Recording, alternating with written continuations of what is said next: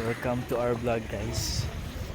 Nandito po kami ngayon sa Tagaytay. Ay, Tagaytay. Upang masilayan po namin Ang napakaganda ng Tagaytay. ang tanawin ng Tagaytay. Hindi, kasi nakikita natin dito.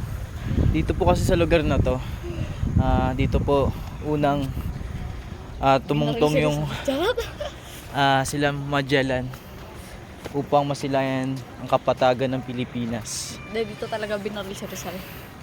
At nalaman nila na ang bansang Pilipinas po pala ay isa sa pinakamagandang lugar.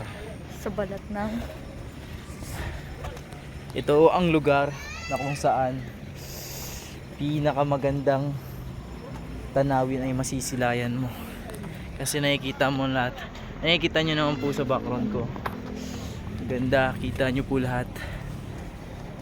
At ngayon po, paakyat po kami sa bundok. Nasa Mount Everest po kami ngayon. Upang naglalakad po kami ngayon. Upang Gulong na po ako, malapit na.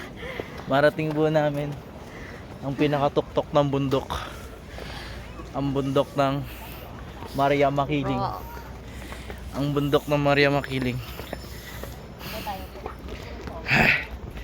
Pamatayo po ako, konti na lang. Malayo-layo po yung nilakad namin paakyat po sa Mount Everest. Ayun po, nakikita nyo naman.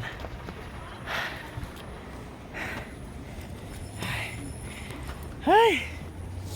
Yung tipong nagbablog kayo, puro kayo paganda. Puro kayo pagwapo. Siyempre. Ay, maray mo na ka!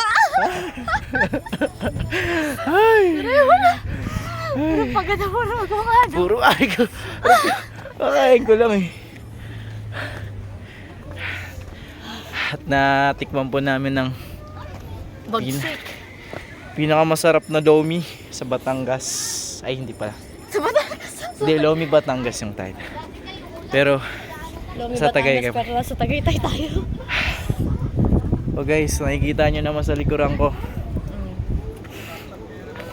Nakikita na natin ang Pacific Ocean. Dito po tayo ngayon sa bandang North Pole po. Upang masilayan ang kagandahan ng Antarctica po. Ayan, at sa muli nagpapaalam po.